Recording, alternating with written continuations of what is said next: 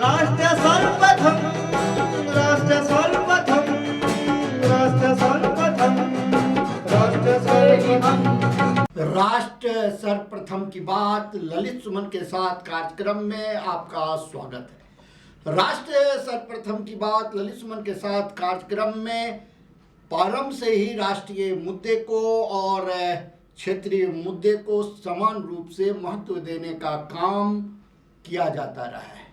सत्य को स्थान देते हुए समाचार की सच्चाई पर ध्यान देने का काम राष्ट्र सर्वप्रथम की टीम द्वारा किया जाता है और जो भी खबरें राष्ट्र सर्वप्रथम की टीम द्वारा लाई जाती है वो या तो आम जनता से जुड़ी हुई बातें होती हैं जिन पर ध्यान देने की जिम्मेवारी यूँ तो वहाँ के स्थानीय नेताओं के ऊपर, स्थानीय प्रशासन के ऊपर होता है, लेकिन वो बात सही स्थान तक जहाँ तक पहुँचनी चाहिए नहीं पहुँच पाती है। इसीलिए राष्ट्र सर्वप्रथम की टीम आम लोगों की भावना को सरकार तक पहुँचाने का लगातार प्रयास कर रहा है और यह सिलसिला जारी रहेगा। केंद्र सरकार ने 15 फरवरी से फास्टैग को अनिवार्य कर दिया है। फास्टैग का अर्थ यह है जो कि आप अपने वाहन को जब आप सीमा से बाहर ले जाते हैं, दिल्ली से बाहर ले जाते हैं, तो आपके वाहन के ऊपर एक स्टिकर लगा होता है और उसके माध्यम से पैसे कट जाते हैं, आपका टोल वहाँ जमा हो जाता है। इस फास्टैग के माध्यम से सिर्फ 15 फरवरी के बाद जो आय की आमदनी हुई है उसमें 1.5 गुना ज़्यादा बढ़ोतरी हुई है और 105 करोड़ रुपये प्रतिदिन यह पहुंच गई है। राष्ट्र सर्वप्रथम की बात ललित सुमन के साथ कार्यक्रम में हम आपको बताएं कि कोरोना के बढ़ते स्थिति को देखते हुए दिल्ली के उपराज्यपाल ने सभी एजेंसियों से कहा है कि समीक्षा किया जाए और मेट्रो एवं बस को जो पूर्ण आज़ादी देने की बात थी उसे 2 सप्ताह के लिए अभी स्थगित कर दिया गया है। 2 सप्ताह के निरीक्षण के बाद, समीक्षा के बाद फिर यह तय किया जाएगा कि मेट्रो और बस को पूर्ण आज़ादी प्रदान की जाए या इसे और आगे बढ़ाया जाए। राष्ट्र सर्वप्रथम की बात ललित सुमन के साथ कार्यक्रम में हम आपको बता दें, जो डीटीसी महिला स्पेशल बसों में बढ़ोतरी सरकार करेगी और बढ़ते कोरोना के कारण सरकार काफ़ी सक्रिय हो उठी है, क्योंकि महाराष्ट्र, मुंबई की स्थिति दिन प्रतिदिन जहां बिगड़ती जा रही है, दिल्ली की सरकार और केंद्र की सरकार नहीं चाहती महानगर दिल्ली की स्थिति भी बिगड़े। इसलिए जगह जगह 2 गज की दूरी, मास्क है जरूरी, इसे फिर से एक सशक्त रूप से उठाने का प्रयास किया जा रहा है, लोगों को सचेत किया जा रहा है, जागरूक किया जा रहा है। राष्ट्र सर्वप्रथम की बात ललित सुमन के साथ कार्यक्रम में हम आपको यह भी बता दें कि दिल्ली सरकार राजधानी में 8 लाख श्रमिकों का पंजीकृत करने जा रही है। दिल्ली के उप मुख्यमंत्री मनीष सिसोदिया, जो अभी श्रम मंत्री का भी काज देख रहे हैं, उनके नेतृत्व में 22 फरवरी से यह काम शुरू हो गया है, जो आगामी 22 मार्च तक चलेगा श्रमिकों के पंजीकरण का। इसके लिए 45 शिविर लगाए जाएंगे और इसमें उन श्रमिकों का पंजीकरण किया जाएगा जो दिल्ली में श्रमिक के रूप में दिल्ली के विकास में अपना योगदान दे रहे हैं। राष्ट्र सर्वप्रथम की बात ललित सुमन के साथ कार्यक्रम में हम आपको ये भी बता दें कि 25 तारीख को जीएसटी के मुद्दे पर दिल्ली के व्यापारी महापंचायत करने जा रहे हैं, जिसमें दिल्ली के 200 से अधिक बड़े व्यापारिक संगठनों को आमंत्रित किया गया है और उनसे चर्चा की जाएगी। राष्ट्र सर्वप्रथम की बात ललित सुमन के साथ कार्यक्रम में अभी समय है एक ब्रेक का। हम चलते हैं ब्रेक पर और ब्रेक से लौटकर हम फिर आपसे बात करते हैं। 22 वर्षों से प्रकाशित मदर इंडिया पत्रिका, पढ़ते रहे देश दुनिया की खबरों के लिए।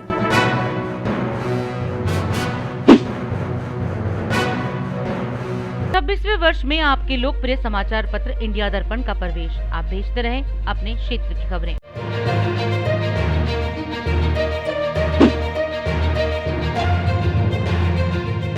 राष्ट्र सर्वप्रथम की बात ललित सुमन के साथ कार्यक्रम में ब्रेक के बाद आपका फिर से एक बार स्वागत है। राष्ट्र सर्वप्रथम की बात ललित सुमन के साथ कार्यक्रम में हम आपका ध्यान अब जिस ओर आकृष्ट करने जा रहे हैं वह भारत की राजधानी दिल्ली के संस्कृति और संस्कृति से जुड़ी हुई बात है। भारत की राजधानी दिल्ली में रमेश नगर में एक अति प्राचीन सूर्य मंदिर है और उतना ही पुराना संस्कृत का कॉलेज है। 1914 में रावलपिंडी में इस संस्कृत महाविद्यालय की शुरुआत की गई थी। भारत और पाकिस्तान बंटवारे के बाद रावलपिंडी से वह संस्कृत महाविद्यालय दिल्ली के रमेश नगर में आकर शुरू हुआ। स्वतंत्रता सेनानी योगी रामनाथ शास्त्री ने इसकी शुरुआत की और बसई दारापुर के जमींदारों ने संस्कृत महाविद्यालय के लिए प्राचीन सूर्य मंदिर के बगल में उन्हें खेसरा नंबर 1509 में वह जमीन आवंटित की।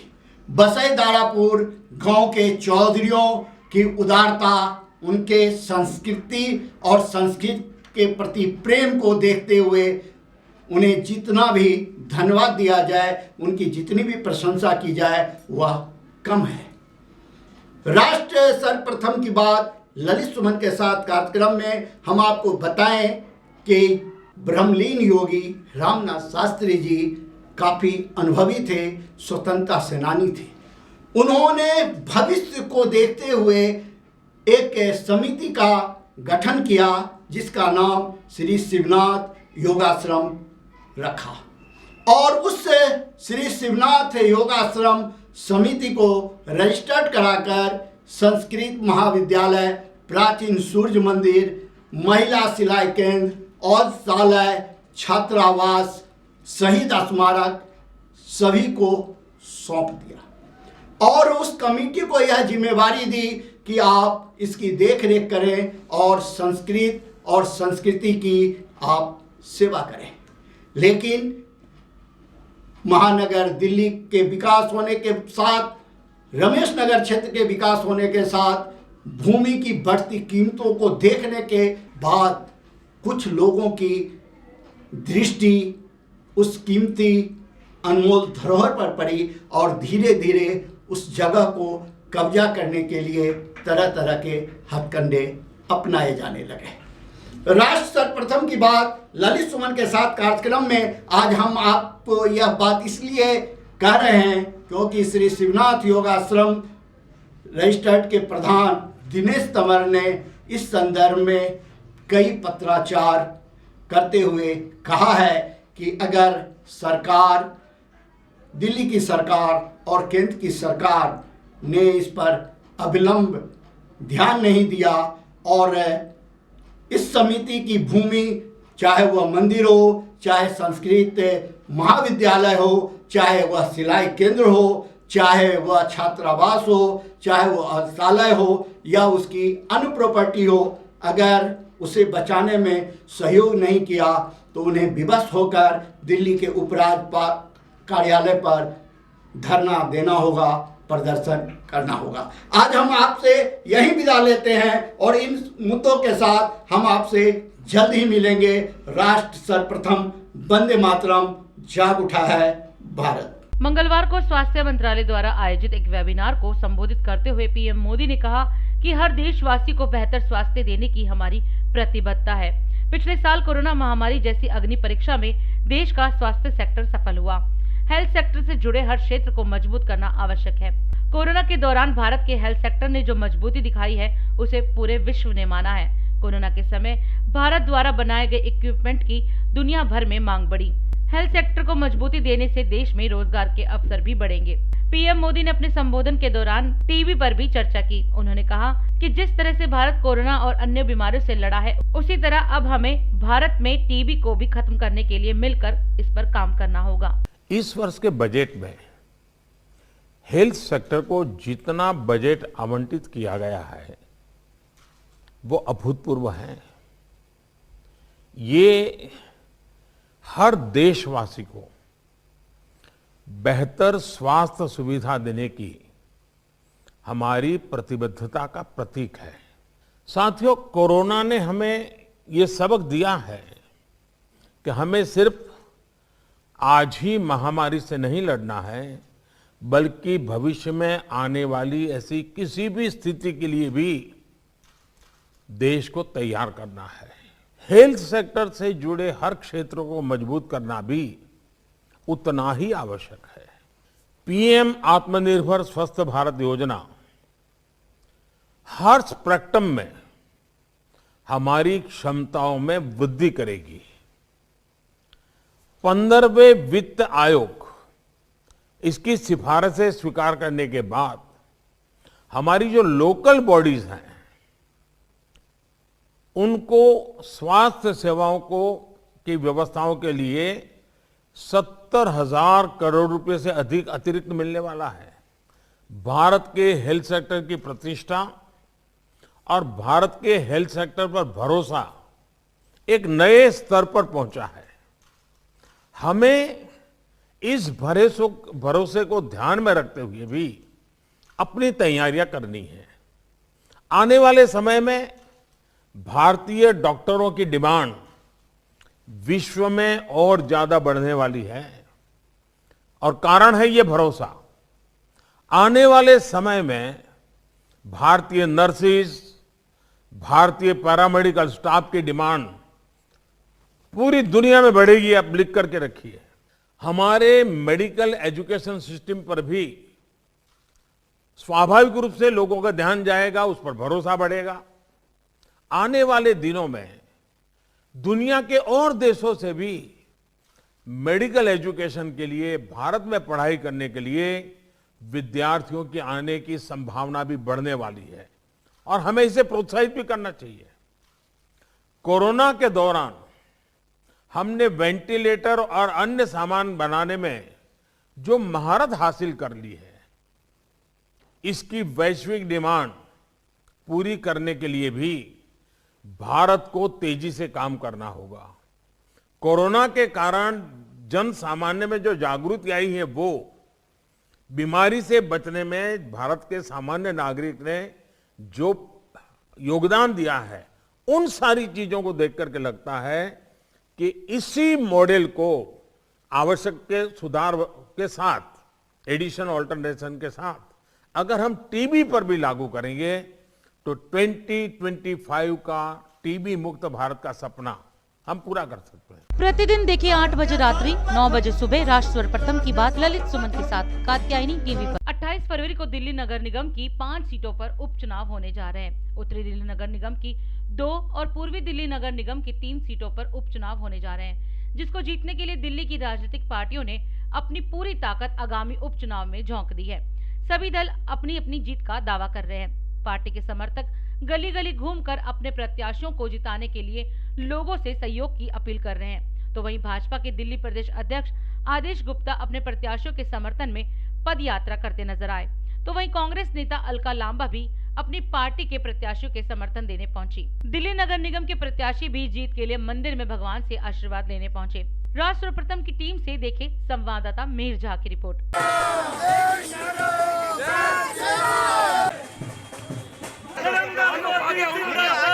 पदयात्रा में शामिल होने के लिए प्रदेश भाजपा अध्यक्ष आदेश गुप्ता जी शालीमार बाग पहुंच चुके हैं और गजब का उत्साह देखने को मिल रहा है। आप देख रहे हैं पार्टी का कार्यकर्ता घर घर जाकर राम जी का नाम और मोदी जी के काम को घर घर तक पहुंचाने का प्रयास कर रहा है और भारतीय जनता पार्टी शालीमार बाग का परिवार इस चुनाव को विजय की ओर ले जा रहा है। ये राजकुमार भाटिया जी थे, जिला अध्यक्ष भारतीय जनता पार्टी के। नगर निगम उपचुनाव शालीमार बाग 62 में हूँ। मेरे साथ आम आदमी पार्टी की विधायिका वंदना कुमारी जी जुड़ी हुई हैं और उनके साथ निगम की प्रत्याशी आप आदमी की उम्मीदवार सुनीता मिश्रा जी जुड़ी हुई हैं। तो वंदना जी, 62 में यह उपचुनाव काफ़ी महत्वपूर्ण हो चला है। भाजपा के प्रदेश अध्यक्ष के नेतृत्व में काफ़ी लोगों ने आज पदयात्रा की। आप स्वयं आपका विधानसभा पदयात्रा में उतरी हैं, कैसा माहौल है थोड़ा बताएं। इस बार शालीमार बाग वार्ड 62 के अंदर इस बार ना कांग्रेस को वोट मिल रहा है ना बीजेपी को, क्योंकि दोनों से जनता त्रस्त है।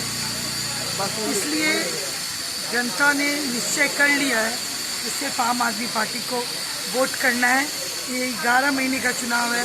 जनता निगम में आम आदमी पार्टी को देखना चाहती है और जनता ने मन बना लिया। इस बार बीजेपी के कार्यकर्ता भी आम आदमी पार्टी को वोट करेंगे, कांग्रेस के भी कार्यकर्ता कांग्रेस के भी साथी इस बार आम आदमी पार्टी को वोट करेंगे और शालीमार बाग में सुनीता मिश्रा को इस बार निगम पार्षद के रूप में शालीमार बाग की जनता देखना चाहती है। मैं अभी नगर निगम उपचुनाव शालीमार बाग 62 में हूँ और वहाँ की कांग्रेस प्रत्याशी ममता हमारे साथ जुड़ चुकी हैं और वे पदयात्रा करके अभी आई हैं। आपका मुख्य मुद्दा क्या है उपचुनाव में? देखिए, मेन मुद्दा हमारा यही है कि जो एक तो रोडों की सफाई होगी, गंदगी कितनी फैला रखी है लोगों ने। दूसरा मेन मुद्दा ये है कि आज के समय पर जो ये हर उस पे लेंटर पे जो पैसे लिए जा रहे हैं, एमसीडी को करप्ट बताते हैं। एमसीडी करप्ट नहीं है, ये जो सत्ताधारी है ये करप्ट है। वो बंद हो जाएगा हमारे आने से। मेन मुद्दा यही होगा कि वो सब रूल्स पर रोक लगा दी जाएगी। और 62 में सबसे बड़ी समस्या क्या है जिसको आज तक न पार्षद दूर सके न विधायक दूर कर सके? आप मुख्य मुद्दा है, मुख्य समस्या क्या मानती है? मुख्य समस्या आज की यहाँ पे यही है, एक तो सीवरों की सफाई नहीं है और दूसरा जो साइड में नालियां निकलती छोटी छोटी जिनके जरिए पानी चला जाएगा, सीवर खराब हो तो वहां से चला जाएगा, वो है ही नहीं। उनकी हालत इतनी खस्ता है कि वो कभी नगर निगम ने कभी ठीक ही नहीं करी, क्योंकि इतने सालों से नगर निगम में सिर्फ भाजपा सरकार है, उसने उन पर कोई ध्यान ही नहीं दिया। आप अपना लड़ाई किससे मानती है? यहाँ आम आदमी भी खड़ी है और भारतीय जनता पार्टी के प्रत्याशी अभी भी प्रदेश अध्यक्ष ने दौरा किया है, जनसंपर्क यात्रा की। उन्होंने कहा कि कोई कहीं दिख नहीं रहा है, तो आप क्या कहना चाहेंगे? मुझे ये लगता है आज के समय पर जैसे लोगों की बातचीत सुनिए कि हमारी टक्कर में कोई नहीं। बिहार के वित्त मंत्री तारकिशोर प्रसाद ने बिहार विधानसभा में 2021-22 का बजट पेश किया। बिहार विधानमंडल बजट सत्र के दौरान माननीय उप मुख्यमंत्री सह वित्त मंत्री श्री तारकिशोर प्रसाद ने बिहार विधानसभा में बजट पेश किया। उन्होंने कहा कि वित्तीय वर्ष 2021-22 के लिए 2,18,303 करोड़ का कुल बजट तय किया गया है। साथ ही उन्होंने कहा कि बिहार के विकास के लिए 7 निश्चय पार्ट 2 योजना की भी शुरुआत हो चुकी है।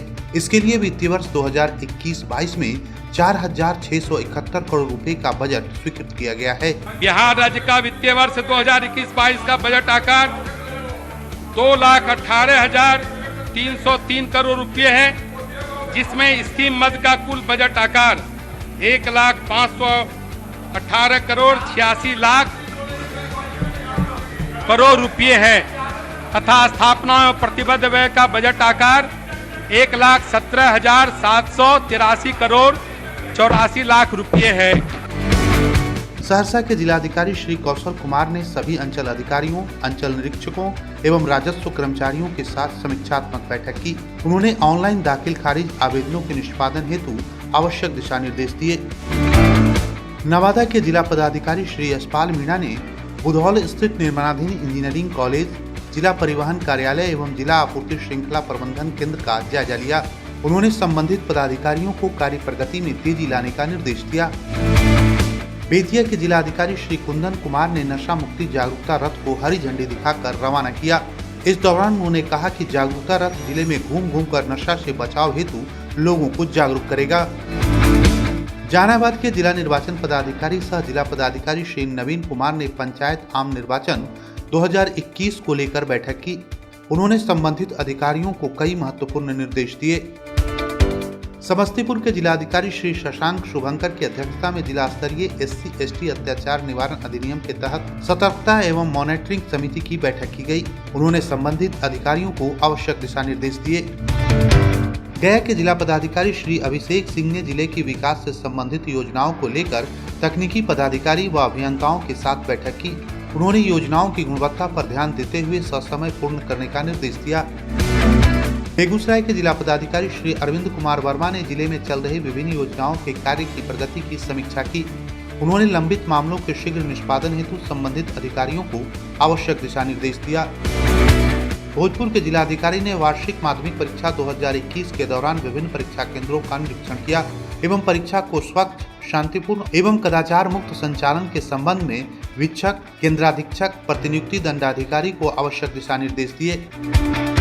बक्सर के जिला पदाधिकारी श्री अमन समीर ने जिला कृषि टास्क फोर्स की बैठक की। इस दौरान उन्होंने कृषि विभाग के द्वारा संचालित सभी योजनाओं की गहन समीक्षा की एवं संबंधित अधिकारियों को आवश्यक दिशा निर्देश दिए।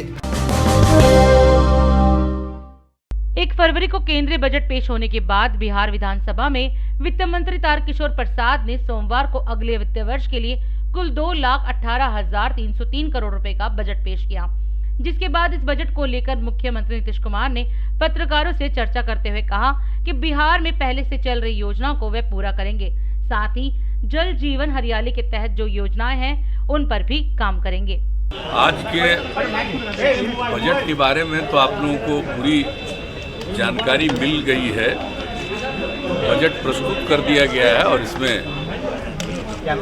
माननीय उप मुख्यमंत्री ने बजट पेश किया है और बहुत अच्छे ढंग से संक्षेप में वहाँ भाषण दिया विधानसभा में, और उसके बाद बजट के महत्वपूर्ण विषयों पर उन्होंने चर्चा भी कर दी है।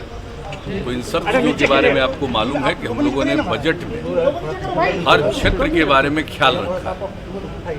एक तो मौलिक चीज़ आप समझिए कि जो योजनाएं पहले से चल रही हैं और खास करके जो 7 निश्चय पिछली बार हमने शुरू किया था, उसमें जो चीज़ें जैसे कुछ जगहों पर सड़कों का निर्माण या हर घर नल का जल, उसका कुछ जगह पर काम जो रुका हुआ बचा है, उन सब चीज़ों के बारे में सारा प्रबंध कर दिया गया है।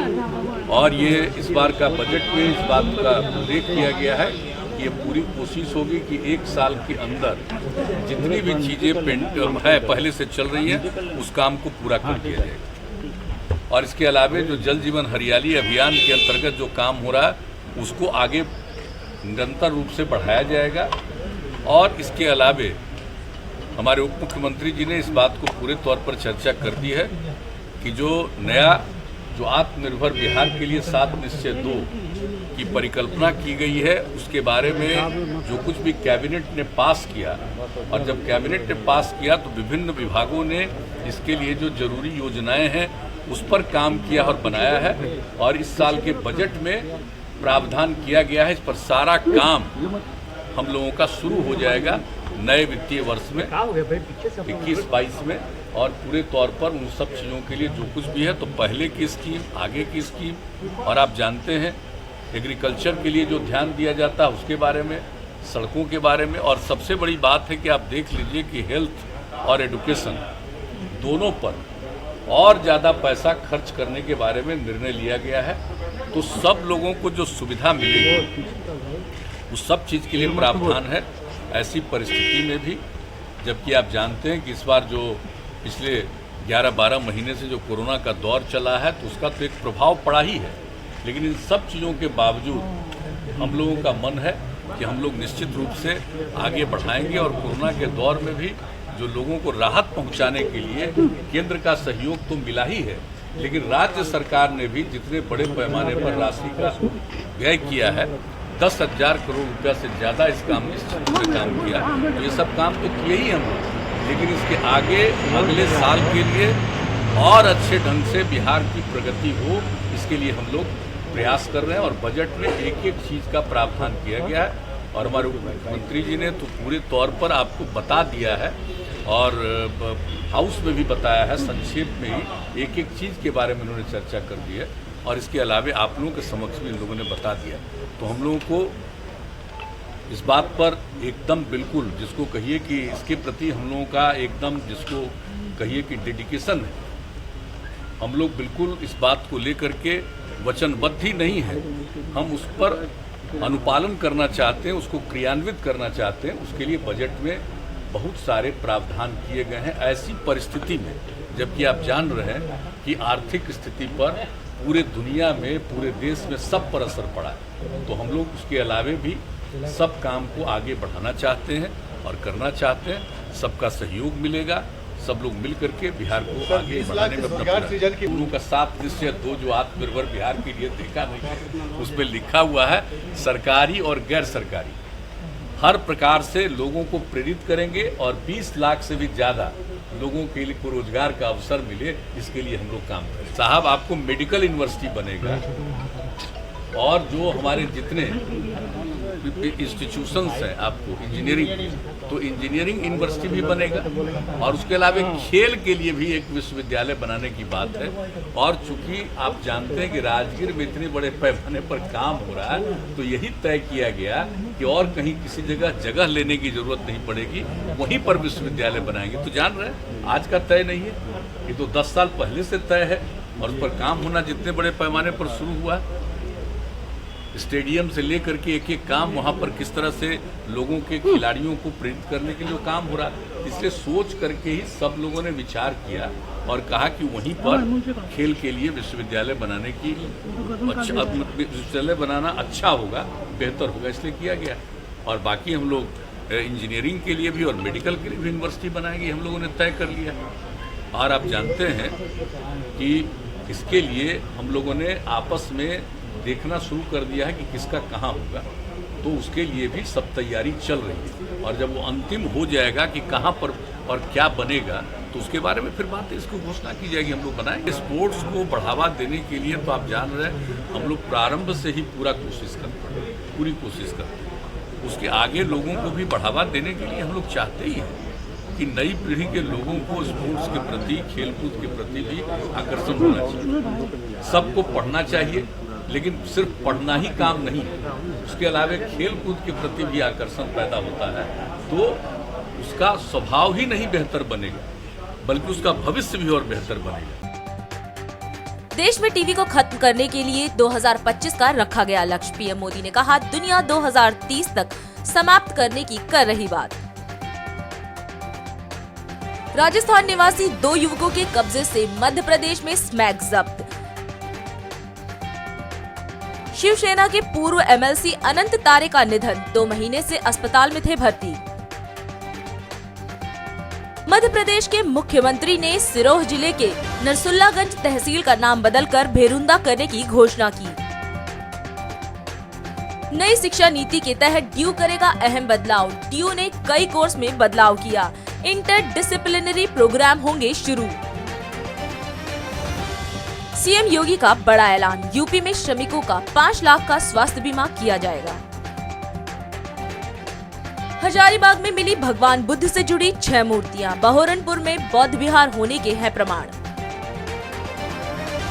कटिहार में NH-31 पर ट्रक से भिड़ा स्कॉर्पियो, एक ही परिवार के 6 लोगों की मौत।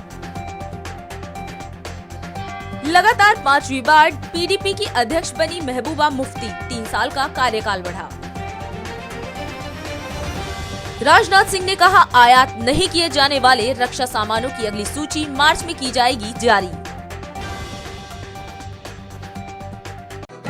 राष्ट्र सर्वप्रथम, राष्ट्र सर्वप्रथम, राष्ट्र सर्वप्रथम, राष्ट्र सर्वप्रथम।